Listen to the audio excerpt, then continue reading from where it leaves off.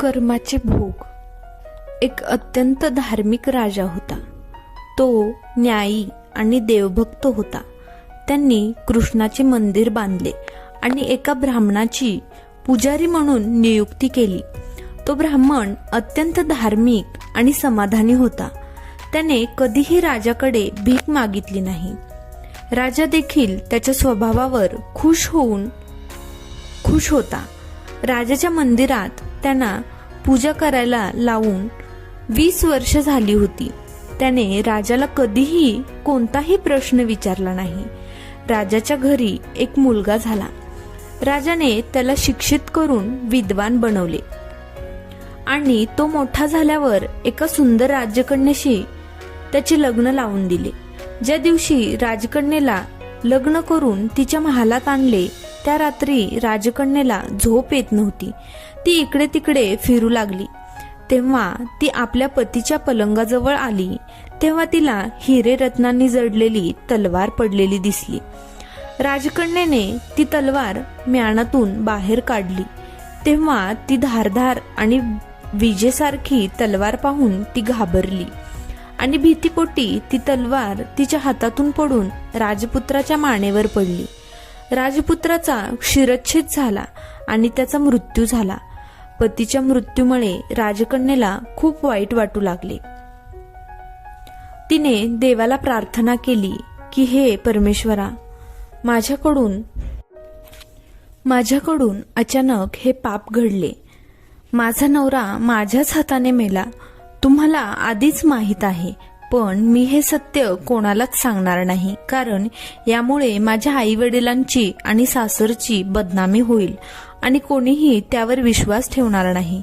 सकाळी जेव्हा पुजारी विहिरीवर अंघोळीसाठी आला तेव्हा राजकन्या त्याला पाहून आरडाओरडा करू लागली आणि म्हणाली, माझ्या पतीला कोणीतरी मारले आहे. लोक जमले आणि राजा पण आला आणि विचारले, कोणी मारले? ती म्हणू लागली, मला माहित नाही कोण होता, पण त्याला कृष्णाच्या मंदिरात जाताना पाहिलं होतं. राजासह सर्वजण कृष्णाच्या मंदिरात आले तेव्हा त्यांनी ब्राह्मणाला पूजा करताना पाहिले. त्यांनी त्याला धरले आणि विचारले, तू राजकुमाराला मारलेस? ब्राह्मण म्हणाला, मी राजकुमाराला मारले नाही. मी त्याचा राजवाडाही पाहिला नाही. यात देव साक्षी आहे. न बघता एखाद्याच्या गुन्ह्यासाठी त्याला दोष देणं योग्य नाही. ब्राह्मणाचे कोणी ऐकत नव्हते.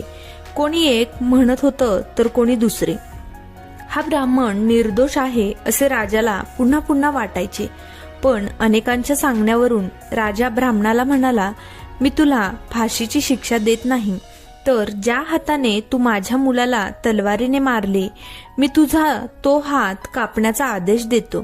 असे बोलून राजाने ब्राह्मणाचा हात कापला. यावर ब्राह्मण फार दुःखी झाला आणि राजाला अधर्मी समजून देश सोडून गेला. तेथे त्याने शोध सुरू केला की त्याला एखादा विद्वान ज्योतिष सापडला तर त्याला कोणताही गुन्हा न करता हात कापण्याचे कारण विचारावे. त्याला कोणीतरी सांगितले की काशीत एक विद्वान ज्योतिष राहतो.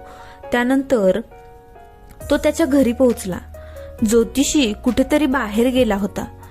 त्याने त्याच्या पत्नीला विचारले, आई, तुमचे पती ज्योतिषजी महाराज कुठे गेले? तेव्हा त्या स्त्रीने तोंडातून अयोग्य असहाय्य शिवीगाळ केली. ती ऐकून ब्राह्मण आश्चर्यचकित झाला आणि मनात म्हणू लागला की मी हात कापण्याचे कारण विचारायला आलो होतो, पण आता मी प्रथम त्यांची अवस्था विचारेन. इतक्यात ज्योतिषी आले. घरात प्रवेश करताच बायकोने अनेक वाईट शब्द बोलून त्यांचा अपमान केला, पण ज्योतिषी गप्प राहिले आणि बायकोला काहीही बोलले नाहीत. त्यानंतर ते गादीवर बसले. ब्राह्मणाला पाहून ज्योतिषी म्हणाले, ब्राह्मण देवा, तुला इथे का आलेला आहेस? त्याबद्दल तुला काय विचारायचे आहे ते विचार, पण आधी तुमची काय आहे अट? काय अट आहे की तुमची बायको तिच्या जिभेने तुमचा एवढा अनादर का करते? जो कुणाला सहन होत नाही आणि तुम्ही सहन करता याचं कारण काय? ही माझी बायको नाही, माझे कर्म आहेत. जगात तुम्ही कोणाला भेटता म्हणजे भाऊ, मुलगा, शिष्य, पिता, गुरु, नातेवाईक, ते कोणीही असो, ते सर्व तुमचे कर्म आहे.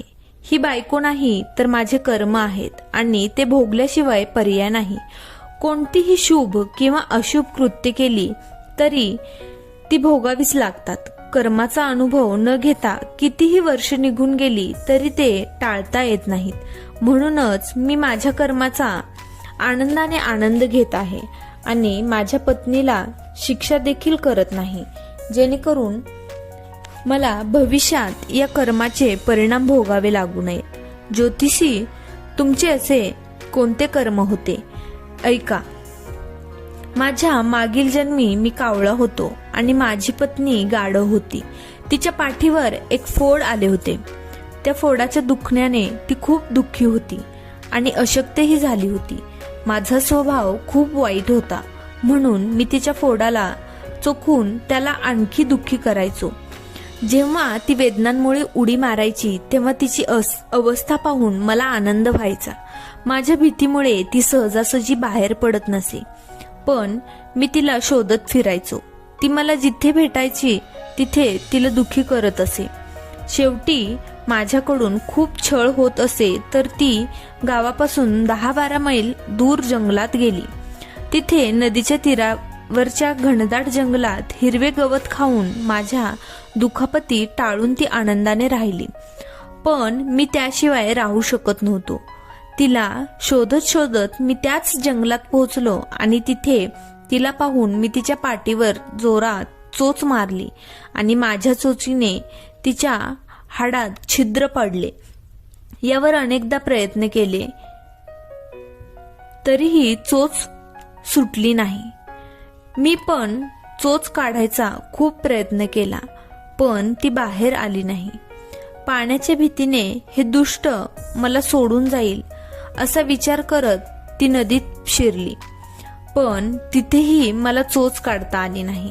अखेरीस तिने मोठ्या प्रवाहात प्रवेश केला. नदीच्या वेगातून प्रवाहामुळे आम्ही दोघेही वाहून गेलो आणि मध्येच मरण पावलो.